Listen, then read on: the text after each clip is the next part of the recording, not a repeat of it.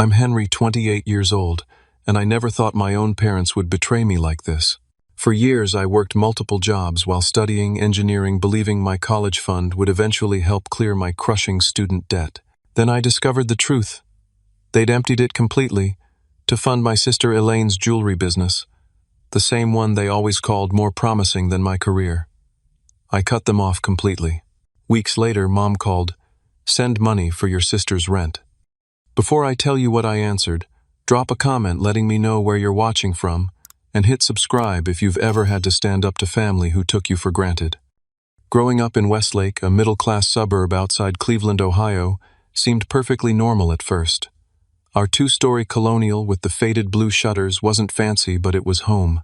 My dad, Michael, worked as a sales manager at an office supply company, while my mom, Caroline, taught third grade at the local elementary school. My sister Elaine came along when I was 3, completing our seemingly perfect American family.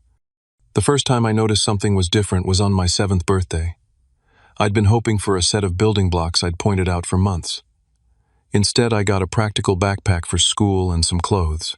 Mom smiled apologetically and said, "We need to be practical with you, Henry. You understand." I nodded, not wanting to seem ungrateful. 2 months later, for Elaine's 4th birthday, they transformed our backyard into an enchanted garden, complete with a rented bounce house and a professional face painter. When I mentioned the difference, Dad ruffled my hair and said, "Your sister just gets so excited about these things. You were always more serious." This pattern continued through elementary school. My straight A's were met with quick nods and comments like, "That's what we expect from you, Henry." When Elaine brought home a B+ in art, they hung it on the refrigerator for months and took her out for ice cream to celebrate her artistic breakthrough. I started to understand my role in the family, the reliable one, the one who shouldn't need much attention. Despite this, my passion for engineering blossomed early.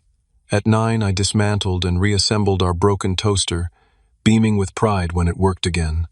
Dad just frowned at the mess I'd made on the kitchen table. By 11, I was building complex structures with whatever materials I could find. Cardboard popsicle sticks, old electronics parts.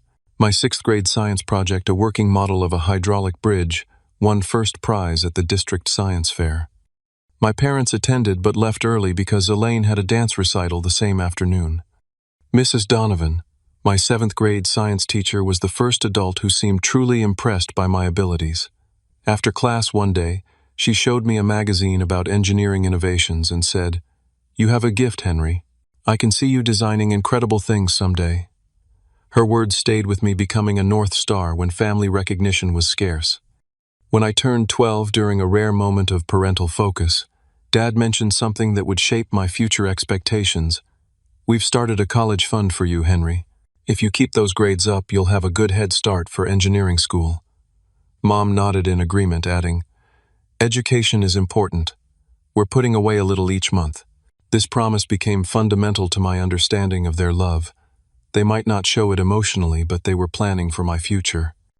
Throughout my teenage years, they regularly referenced this fund. "Can't afford those concert tickets, Henry. We're putting that money toward your education." Or, "That summer camp would be nice, but we're focused on your college fund." I accepted these sacrifices, grateful they were investing in my future, even if they were frugal with praise. Meanwhile, Elaine cycled through expensive hobbies with alarming frequency, each one hailed as the discovery of her true calling. When she was 13, photography became her passion. Mom and Dad didn't hesitate to purchase a $2,000 camera setup, along with editing software and printing equipment. 6 months later, the camera collected dust as Elaine discovered painting. Our garage transformed into a private studio with easels, canvases, and premium paints that cost more than I earned in 3 months of mowing lawns. By 16, Elaine had moved on to fashion design. New sewing machines appeared along with mannequins and endless bolts of fabric. Mom drove her to weekend courses in Columbus, nearly 2 hours each way. When I asked about joining a robotics camp just 30 minutes from our house, Dad sighed and mentioned budget constraints. "Maybe next year, son. The college fund comes first." I began noticing financial strain in our household. Hushed arguments between my parents about credit card bills became more frequent. To help out, I took a part-time job at the local hardware store, working weekends and summer breaks. I contributed to household expenses and bought my own clothes and school supplies, believing I was protecting that sacred college fund. My high school graduation should have been a milestone celebration. I'd finished second in my class, earning a partial scholarship to Ohio State's engineering program. My parents attended the ceremony, of course, but their congratulations felt perfunctory. "Good job," Henry Dad said, checking his watch. They were eager to leave for Elaine's art exhibition at a local coffee shop where she was showing her latest fashion sketches. "This could be the beginning of her career," Mom whispered excitedly, as they hurried me to the car. My achievements felt like a checkbox they were glad to mark completed. Elaine's potential still warranted their enthusiasm. That night, as they gushed over Elaine's 5 drawings displayed between the espresso machine and the pastry case, I retreated to my bedroom to review my college acceptance package again. I calculated costs against my savings and the promised fund, planning my future with the methodical precision I'd apply to any engineering problem. I believed that fund represented their faith in me, even if they couldn't show it in other ways. Arriving at Ohio State's campus filled me with a sense of possibility I'd rarely experienced. For the first time, I was surrounded by people who spoke my language of mathematics, physics, and design. During orientation week, I met with the financial aid office, confidently mentioning my college fund. "My parents have been saving since I was 12. I explained to the counselor. "I'll need to access those funds to supplement my partial scholarship." The first disappointment came just 2 days later. Mom called, her voice strangely hesitant. "Henry, about the college fund. We can only provide about half of what we'd hoped." She explained that some unexpected expenses had come up, but promised they'd send what they could each semester. I swallowed my disappointment, adjusting my plans accordingly. That afternoon, I applied for student loans and visited the campus employment office. Within a week, I was working 30 hours at 3 different jobs, shelving books at the library, assisting in the engineering lab, and delivering pizzas on weekends. My typical day started at 5 in the morning, with a shift at the library before classes, followed by afternoon lab work, then delivery runs until midnight. I studied between deliveries, keeping textbooks in my car, and reviewing formulas at red lights. Sleep became a luxury I couldn't afford. Most nights I managed 4 or 5 hours before my alarm blared, signaling another marathon day. My roommate Jeff, whose parents covered all his expenses, watched my schedule with a mixture of awe and concern. "Dude, you're going to burn out," he warned one night, finding me asleep at my desk, face pressed against my thermodynamics textbook. I just shrugged. No choice. Engineering degree won't pay for itself. The academic challenges were substantial, even without my punishing work schedule. Engineering courses demanded precision, creativity, and endless problem-solving. Group projects suffered because I couldn't attend evening meetings, forcing me to complete my portions independently during the night hours. My grades remained solid but not spectacular, A- and B+, where I might have earned straight, as with more time to study. Social life became an unaffordable luxury. When classmates invited me to football games or study groups at coffee shops, I calculated the cost in hours worked and dollars earned. Almost always I declined. Networking events, crucial for engineering students, seeking internships conflicted with delivery shifts I couldn't afford to miss. I watched from a distance as my peers built connections that would later translate to job offers. During my first Thanksgiving break, I drove the 3 hours home, eager for a few days of rest. The moment I walked through the door, Elaine's animated voice dominated the house. "It's going to revolutionize the accessory market," she proclaimed, showing our parents sketches of jewelry designs. The dining room table had been transformed into a makeshift workshop with beads, wire, and tools scattered across the surface. "Elaine started a custom jewelry business." Mom explained, her face alight with pride. "She's already sold 3 pieces to her old high school teachers." Dad clapped me on the shoulder. "Henry, come see what your sister's created. She's got real vision." I set down my laundry bag. I'd brought clothes home to save on laundromat costs, and examined Elaine's work. The pieces were nice enough, though similar to items I'd seen in mall kiosks. "Looks good," I offered, genuinely trying to be supportive. "Not just good," Dad corrected. "These are special. She's already talking with a boutique in Columbus about carrying her line." Throughout the break, Elaine's business dominated every conversation. New equipment appeared daily: a specialized jewelry kiln, premium metalworking tools, packaging materials with custom-printed logos. When I asked about the cost, Mom waved dismissively. "You have to spend money to make money.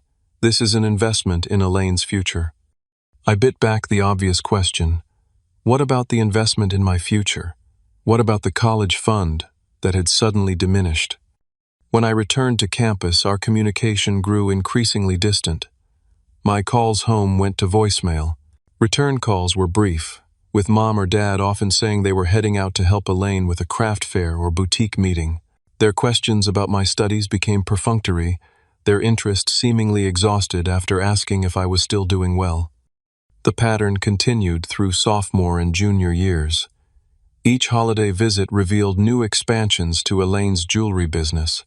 A dedicated room in the house converted to a studio, a professional website, glossy business cards. Meanwhile, each semester brought new notifications about my student loan balances increasing. During winter break of my junior year, a particularly painful family gathering crystallized everything. We hosted extended family for dinner, and conversation revolved entirely around Elaine's creative ventures. My cousin asked about my engineering studies, but Dad interrupted before I could answer. "Henry's doing fine with his studies," he said dismissively. "But you should see Elaine's new collection. She's incorporating semi-precious stones now." Later, while helping Mom with dishes, I overheard Dad talking to my uncle in the living room. "Engineering is just a job," he said, not realizing I could hear. "Elaine has real potential. She could build something special, something with her name on it. Henry's just following a conventional path." I nearly dropped the plate I was drying. All those years of hard work, the crushing schedule, the sacrifices reduced to just a conventional path. That night I lay awake in my childhood bedroom, staring at the ceiling, wondering if anything I accomplished would ever measure up in their eyes. By senior year, the constant work and study had taken its toll. Dark circles permanently underlined my eyes. My weight had dropped from skipped meals and stress. But an opportunity arose that momentarily brightened my outlook: a prestigious internship at an innovative engineering firm in Cincinnati. The position aligned perfectly with my interests in sustainable design and offered strong possibilities for post-graduation employment. There was just one problem. The internship paid only a small stipend, insufficient to cover my basic expenses while I continued my coursework. I'd need to reduce my working hours, creating a financial shortfall. With reluctance, I called my parents. "I wouldn't ask if it wasn't important," I explained, outlining the career benefits of the opportunity. "I just need a little help for one semester, maybe from the college fund." The long pause that followed should have prepared me for the answer. "We just don't have it right now," Henry, Mom said finally. "Elaine's business is at a critical growth stage. Maybe try another student loan." I declined the internship, accepting instead a position at a local manufacturing plant that paid better but offered little in terms of career advancement. The engineering world values those early prestigious connections, and I knew I was sacrificing future opportunities for immediate financial survival. Another compromise in a long line of them. Graduation day arrived with a strange mixture of pride and exhaustion. 4 years of relentless work had earned me a Bachelor of Science in Mechanical Engineering. The ceremony was scheduled for 10 in the morning, and I asked my family to arrive by 9 so we could take photos before I needed to line up with my class. At 9:45, I stood alone outside the auditorium, continuously checking my phone. Finally, a text from Mom running late. Elaine needed to prepare for tomorrow's craft fair. Save us seats. I couldn't save seats at a graduation ceremony where students and families sat separately, but I didn't bother explaining this. By the time they arrived, rushing in at 10:20, I was already seated with my classmates. I caught a glimpse of them finding places in the back, just before the engineering graduates were called. The dean read my name, mentioning my cum laude distinction. As I crossed the stage, I scanned the crowd, spotting my parents in the distance. Dad was checking his phone. Mom was helping Elaine organize something in a folder: craft fair applications, I later learned. My moment, 4 years in the making, registered as barely a blip in their attention. After the ceremony, we gathered briefly for photos. We need to head out soon, Dad mentioned, checking his watch. Elaine needs to finish preparing her displays for tomorrow. Actually, I said, summoning determination, I was hoping we could discuss my student loans. Now that I've graduated, I wanted to talk about using the remainder of the college fund to pay down some of the debt. My parents exchanged a look I couldn't quite interpret, something between guilt and alarm. Let's discuss this at home, Mom suggested. Not here. In their car on the way back to my apartment, an uncomfortable silence prevailed. I tried again. The interest is already accumulating. If we could apply the college fund now, it would save money in the long run. Dad cleared his throat. Henry, there's something we need to explain. My stomach tightened as we pulled into my apartment complex parking lot. Something in his tone triggered a warning in my mind. We sat in the parked car engine off the spring heat building in the enclosed space. The college fund, I prompted when neither of them spoke. Dad gripped the steering wheel, though we weren't moving. The situation is, well, the fund isn't currently available. What does that mean? Is it locked in some investment that needs to mature? Mom turned in her seat to face me. We had to make some family decisions, Henry. You were managing so well on your own with your jobs and your scholarship. What are you saying? I asked, though a sickening realization was already forming. Dad finally turned to face me. 2 years ago, we had to reallocate those resources. Elaine's business needed capital to expand. It was a family decision based on priorities at the time. The word reallocate hung in the air like poison gas. You spent my college fund on Elaine's jewelry business. My voice sounded distant to my own ears. It wasn't just spending, Mom said defensively. It was investing in the family's future. Elaine's business has such potential. You know how creative she is. My education didn't count as the family's future. The question came out barely above a whisper. You were already on your path, Dad explained, as if this clarified everything. Your degree was happening regardless. Elaine needed that boost to get established. We saw it as having more promising returns. More promising than me.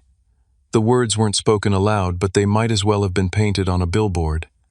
How much, I managed to ask. How much was in that fund before you? Reallocated it.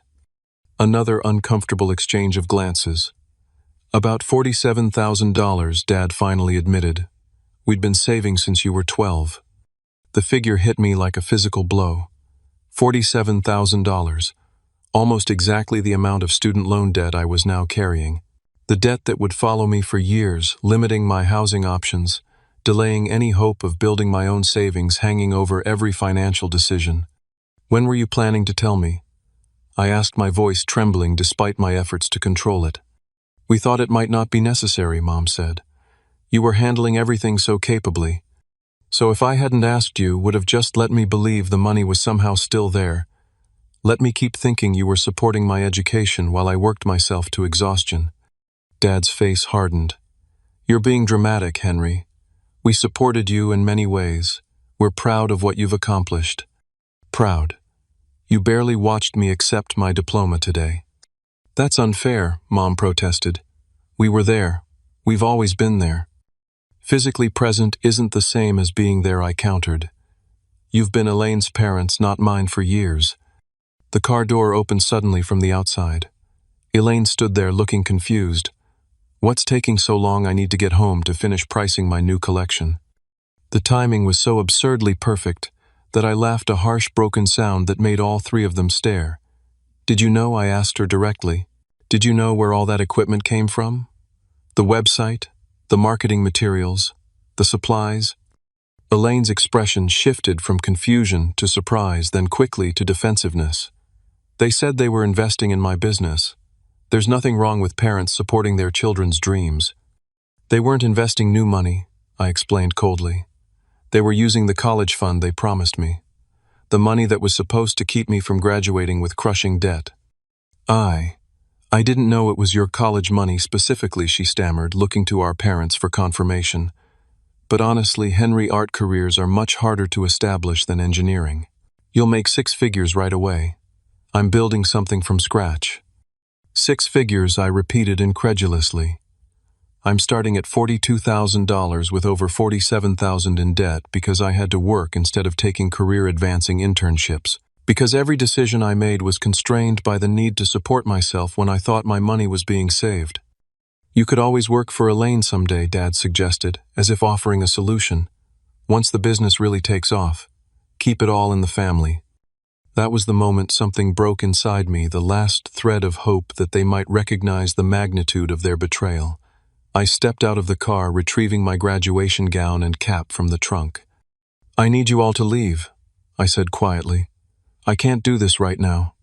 "Henry, don't be like this on your graduation day," Mom pleaded. "My graduation day was already ruined," I replied.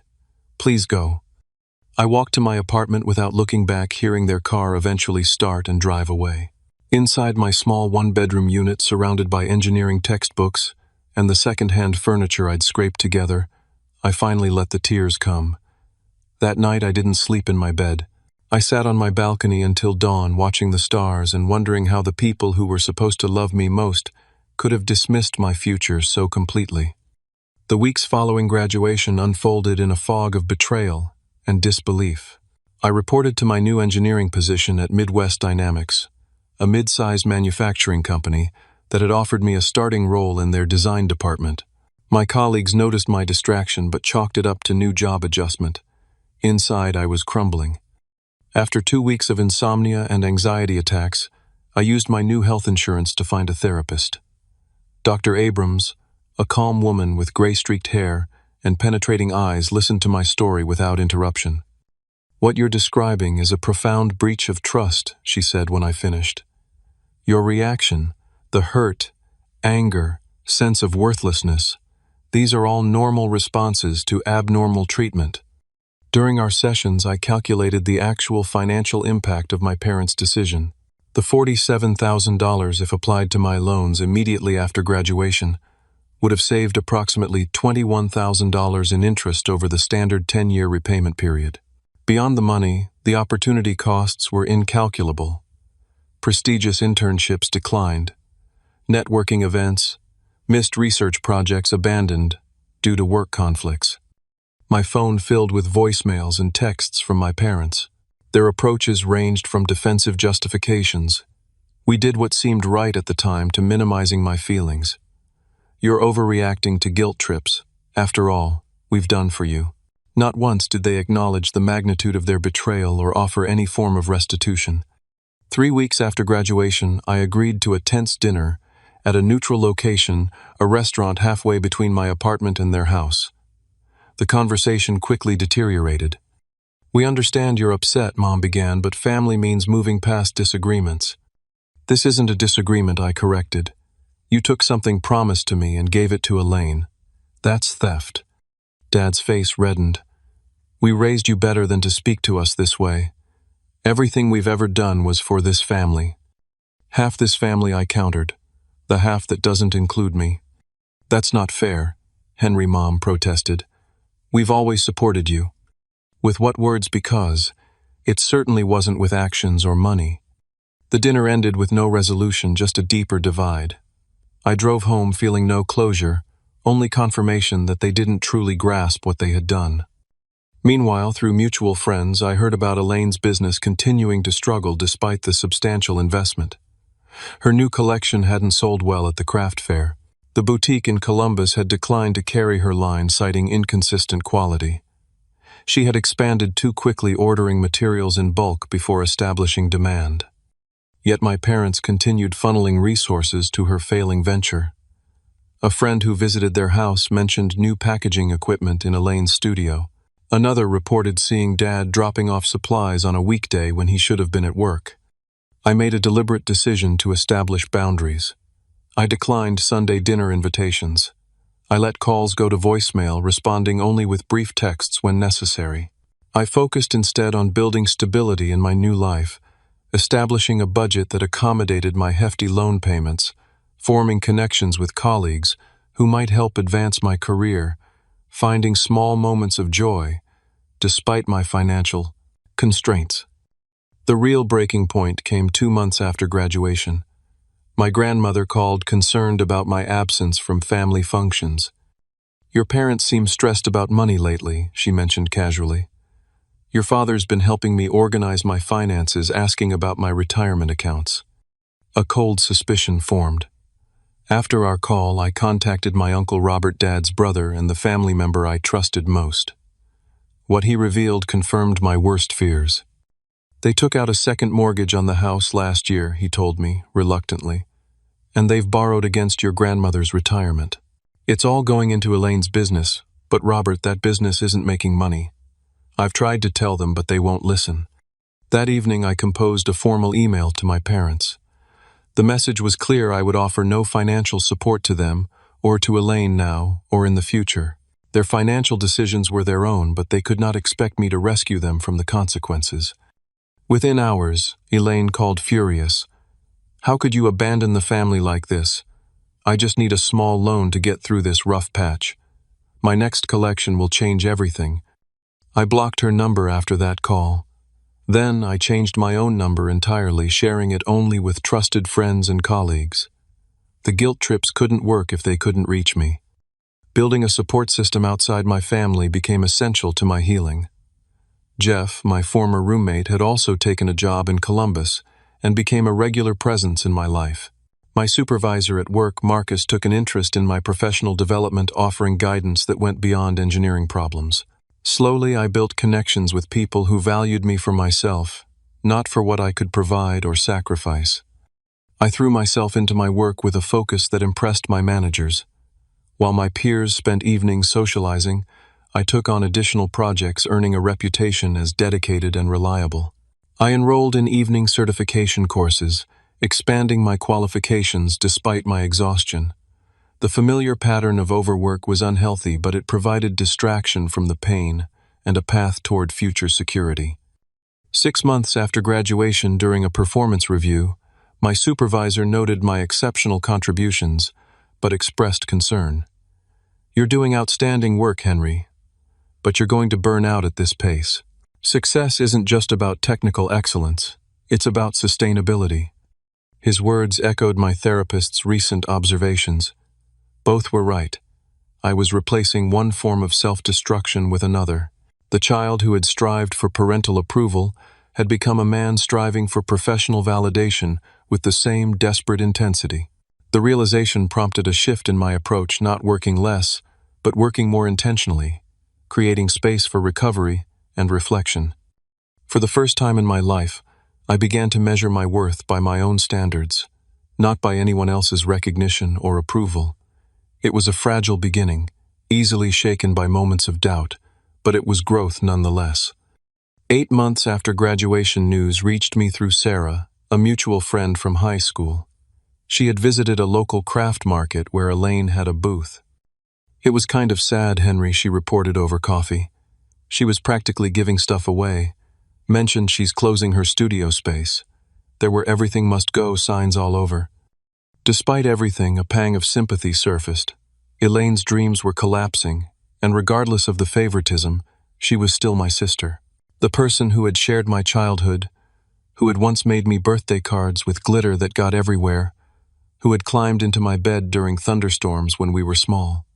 Sarah continued providing details I hadn't asked for but couldn't help absorbing. "She's got some debt with suppliers, apparently. I overheard her talking to another vendor about payment plans for materials she'd already used." 2 weeks later, my cousin Michael called. We'd remained in contact despite my estrangement from the immediate family. "Thought you should know," he said awkwardly. Uncle Michael took a second job working nights at the warehouse. Aunt Caroline is substituting during her summer break instead of taking time off like usual. The information settled heavily. My parents' financial situation was deteriorating just as I'd predicted. The consequences of their choices were manifesting exactly as I'd warned. There was no satisfaction in being right, only a hollow ache. My first indirect contact came when my Aunt Linda called ostensibly to check how I was doing in my new job. After a few minutes of small talk, her true purpose emerged. "Your parents are too proud to say anything," she began carefully, "but they're going through a rough patch. Your father's working himself to exhaustion with this second job. Your mother seems depressed." "I'm sorry to hear that," I replied neutrally. "They made mistakes, Henry. Parents do that sometimes. Not all mistakes involve taking $47,000 promised to one child and giving it to another." She sighed. They see it differently, but regardless, they're struggling. You're doing well in your career now.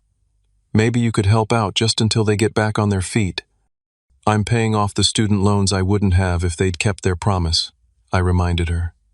That's over $600 every month that could be going toward my own future. The conversation ended uncomfortably with neither of us satisfied. After hanging up, I checked social media for the first time in months. My parents' accounts provided glimpses into their situation. Elaine had posted desperate promotional offers, 50% off, everything support local artists. Mom had shared passive-aggressive quotes about family loyalty and supporting each other through hard times, clearly aimed at me, though I wasn't mentioned by name. Friends had commented with heart emojis and vague expressions of support, not knowing the full story. A mutual friend confirmed what I had suspected. Elaine had moved back into our parents' house, unable to afford her apartment any longer. According to this friend, she had fallen into a depression, spending days in bed and blaming the unfair market and people's failure to appreciate handcrafted items for her business failure. She hadn't sought regular employment, still clinging to the identity of entrepreneur and artist. The information triggered conflicting emotions. Part of me felt vindicated. The golden child was facing reality at last. Another part felt genuine sadness for my sister, trapped in a cycle created partly by our parents' enabling behavior. Most complex was my concern for my parents themselves. Despite everything, I didn't want them suffering or working themselves into health crises. After consulting with Dr. Abrams, I drafted an email offering conditional reconciliation. I would help my parents create a financial recovery plan if they acknowledged their misappropriation of my college fund and agreed to stop financially enabling Elaine's unsuccessful business ventures. The help I offered wasn't cash, it was financial planning assistance, leveraging the budgeting skills I'd developed out of necessity. Their response came 3 days later, disappointingly predictable. They appreciated my concern but felt I was being controlling by attaching conditions to my help. They couldn't possibly abandon Elaine when she was so close to turning things around. The email concluded with hope that I would find it in my heart to help without judgment. The final straw came when Michael, my cousin, sent me a text message with a photo attached. It showed a whiteboard in my parents' kitchen with the heading New Business Plan, Ease Boutique Online. Below it was a budget that included a line item, Startup Capital Car Sale Proceeds. They're talking about selling your mom's car to fund Elaine's online shop, Michael explained. Thought you should know. The cycle was continuing. They had learned nothing from the previous failure. The definition of insanity is doing the same thing repeatedly and expecting different results. My parents were embarking on another round of financial self-destruction, and they wanted to pull me into it. That night, I sat on my apartment balcony watching the summer sunset and contemplating boundaries. Dr. Abrams had emphasized that boundaries weren't about punishing others but about protecting myself. I needed to decide what I could offer without sacrificing my own well-being and financial future. I drafted a new email, clearer and firmer than before. I would not contribute to any business ventures. I would not bail out failed enterprises. I would not enable the pattern that had already caused so much damage. However, I remained open to rebuilding personal relationships if they could respect these boundaries. I never received a direct response to this email. Instead, a week of silence followed, broken only when my phone rang with my mother's new number 1. I hadn't blocked because I hadn't seen it before. The phone vibrated on my coffee table, displaying a number I didn't recognize but with our hometown area code. Something told me who it might be. After 4 rings, I answered cautiously. Hello. Henry, it's Mom. Her voice sounded tired but had that familiar tone, the one she used when she needed something. I hope you're doing well. I'm okay, I replied, keeping my response neutral. How did you get this number? Your grandmother gave it to me. She was concerned about the family rift. A brief pause. We miss you at Sunday dinners. The small talk continued awkwardly for a few minutes, comments about the weather, a question about my job that didn't wait for a complete answer before moving on. I could sense her building towards something, gathering courage for the real purpose of her call. Henry, she finally said, her voice shifting to a more urgent tone. I'm calling because we have a situation. Elaine's landlord is threatening eviction. She needs to pay her back rent by the end of the week, or she'll lose her apartment. I thought she moved back home, I said, confused. She did, but she's still responsible for her apartment lease for another 3 months. She can't break it without paying the full amount. And we've done everything we can. Your father's working double shifts. I've taken extra substituting jobs. We've already borrowed from everyone willing to help. Her voice cracked slightly. We need $4,000 by Friday, or she loses her security deposit too. The directness of it was almost refreshing after months of manipulation and guilt. So you're asking me to send money for Elaine's rent? Just this once, she pleaded. Just to get her through this rough patch until the online store launches. I took a deep breath, centering myself before responding. Mom, what happened to my college fund? The question clearly caught her off guard. What, Henry, this isn't about that. This is an emergency situation. It's directly related, I insisted calmly. What happened to the $47,000 that was supposed to help me graduate without crushing debt? We've been through this, she said, frustration edging into her voice. We made a family decision based on the circumstances at the time. No, you and Dad made a decision. Elaine benefited. I was never consulted despite being the one most affected. I kept my tone even. Now I'm making a decision based on my circumstances. Why isn't Elaine working regular jobs like I did throughout college? She's an artist, Henry. She can't just take any job. She needs time to create. I worked 30 hours a week while completing an engineering degree, I reminded her. It nearly broke me, but I did it because I had to. Why is she different? Don't be ridiculous. That's totally different. How explain how it's different? Mom's voice rose. You're being deliberately difficult. Your sister needs help. And I needed help for 4 years, I countered. Where was this urgency then? I heard movement on her end of the line.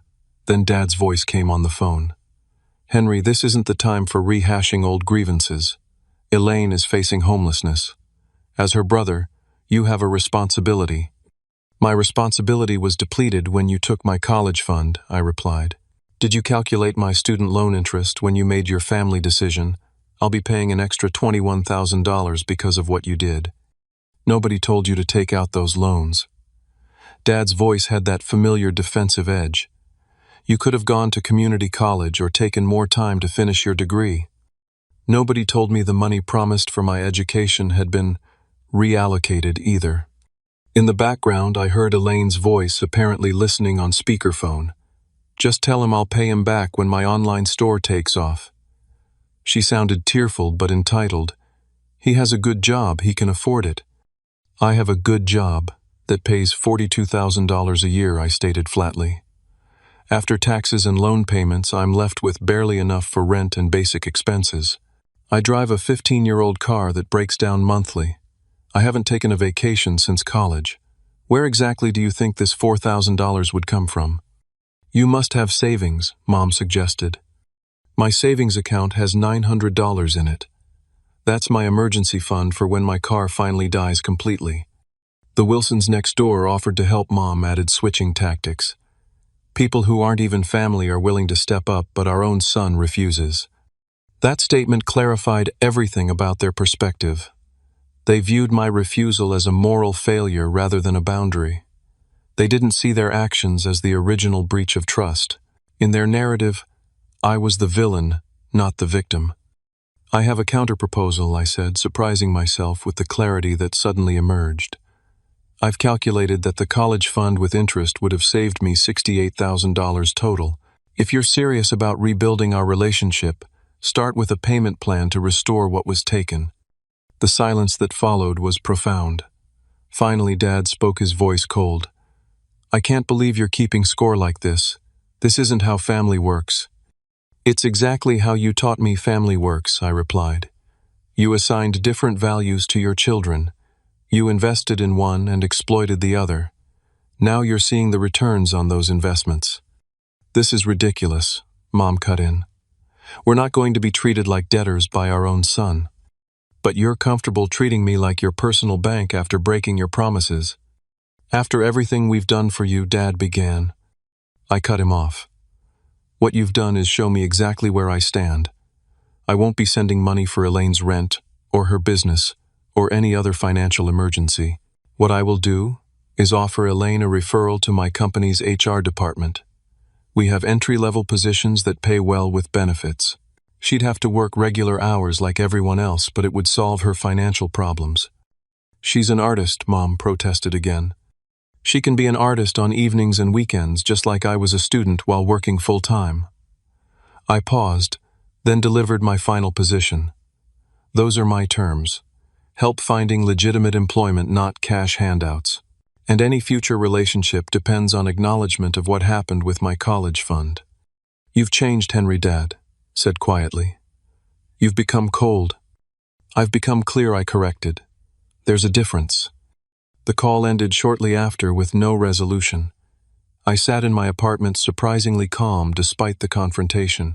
For the first time since discovering the truth about the college fund, I felt completely certain about my position. The guilt that had plagued me, the second-guessing, the worry that I was being too harsh, all of it had dissipated in the face of their continued expectations and lack of accountability.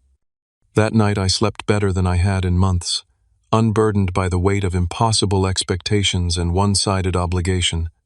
3 days after the confrontation call, a knock on my apartment door startled me. I wasn't expecting anyone, and few people knew my address. Through the peephole I saw Elaine, looking thinner than I remembered, and less polished, her usually perfect hair pulled back in a simple ponytail. My first instinct was to pretend I wasn't home, but something made me open the door. We stared at each other for a long moment, siblings who had become strangers. "Can I come in?" she asked, finally. Against my better judgment, I stepped aside. She entered cautiously, taking in my modest apartment with a glance that seemed more curious than judgmental. "If you're here about money, the answer hasn't changed," I said, closing the door. She shook her head. "I'm not here for money, at least not directly." She sat on my couch without being invited. "I'm here because I'm angry with you." This wasn't what I expected. "You're angry with me?" "Yes, you've abandoned the family when we need you most. You've become cold and calculating. You're not the brother I grew up with." My temper flared. "Did you come all this way just to attack me? Because I can show you to the door right now." "No, wait," she said quickly, her anger visibly deflating. "That came out wrong. I don't understand why you won't help us." I took a seat across from her. "Did Mom and Dad ever tell you exactly where the money for your business came from?" She looked down at her hands. "They said they were investing in me." "That wasn't their money to invest. It was mine. Money promised for my education since I was 12. They said it was a family decision. A decision made without consulting the family member most affected," I interrupted. "Did you know I worked 30 hours a week throughout college? Did you know I turned down career opportunities because I couldn't afford to take them? Did you know I graduated with nearly $50,000 in debt that will take me at least 10 years to repay?" She was silent for a moment, then whispered, "I knew some of it, not all. When did you find out about the college fund?" She wouldn't meet my eyes.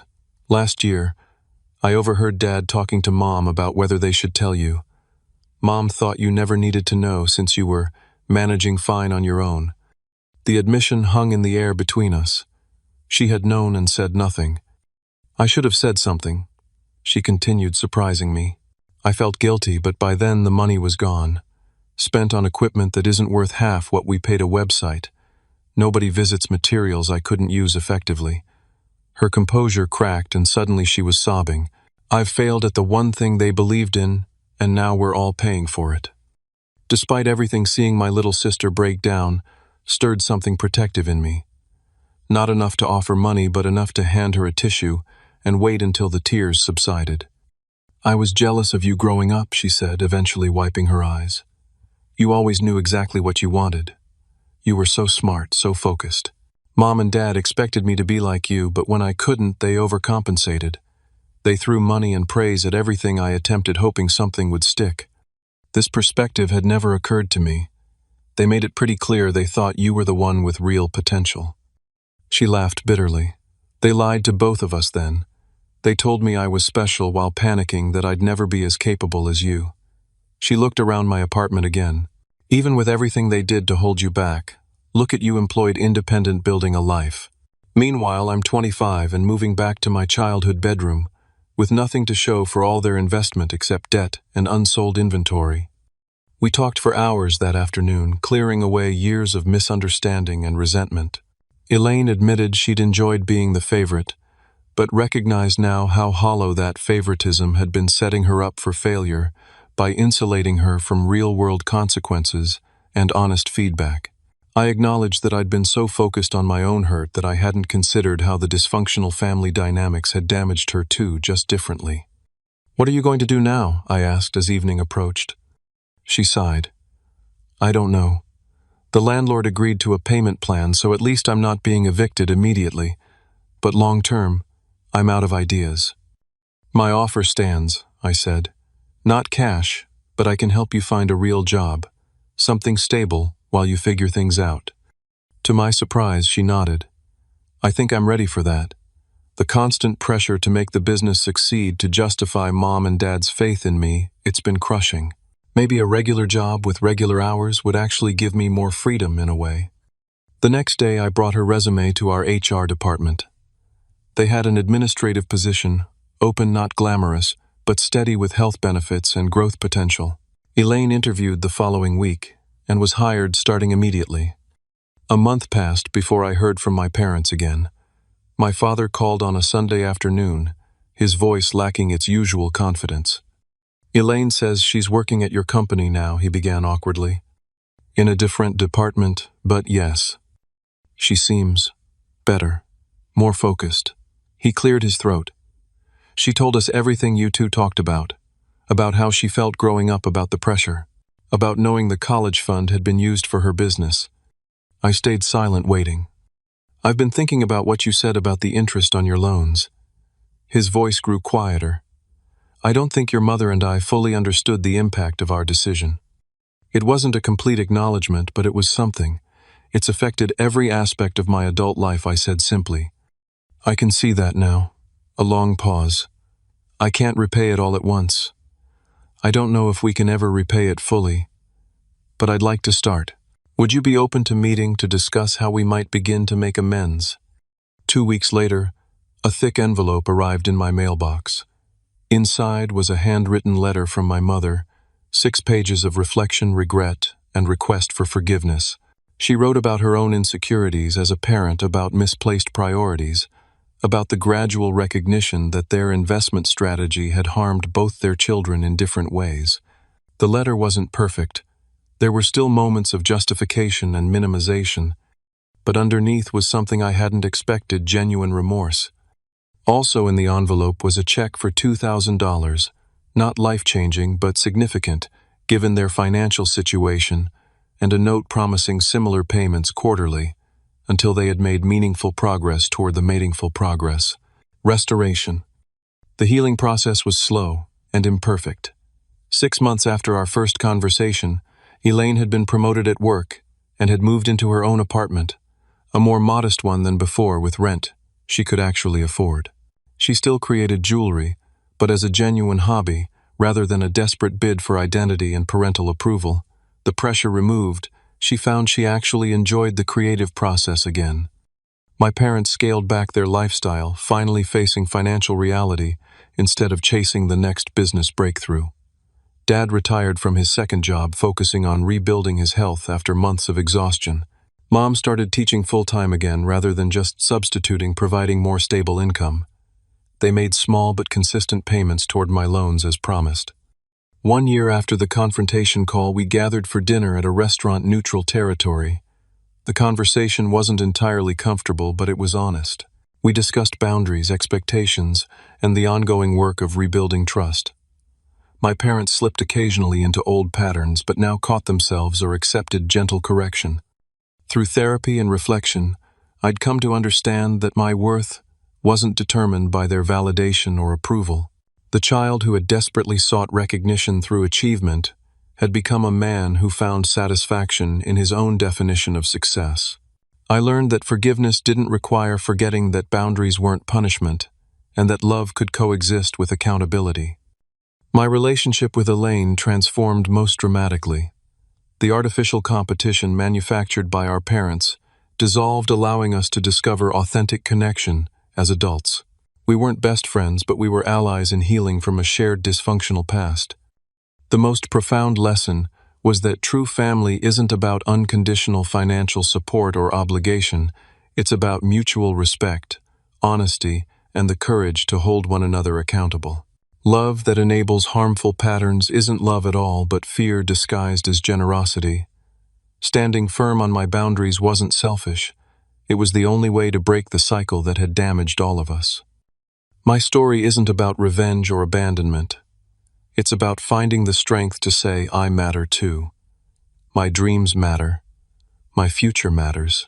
Sometimes the most loving thing you can do for family is refuse to participate in their self-destruction, even when they label your refusal as betrayal. If you've ever had to make difficult choices to protect yourself from family dysfunction, know that you're not alone. Sometimes standing your ground isn't just for your own healing, it creates space for others to grow too. Have you ever had to set difficult boundaries with family? Share your experience in the comments below. And if this story resonated with you, please hit that like button and subscribe to hear more stories about finding strength through life's most challenging moments. Thank you for listening, and remember, your worth isn't determined by others' inability to see your value.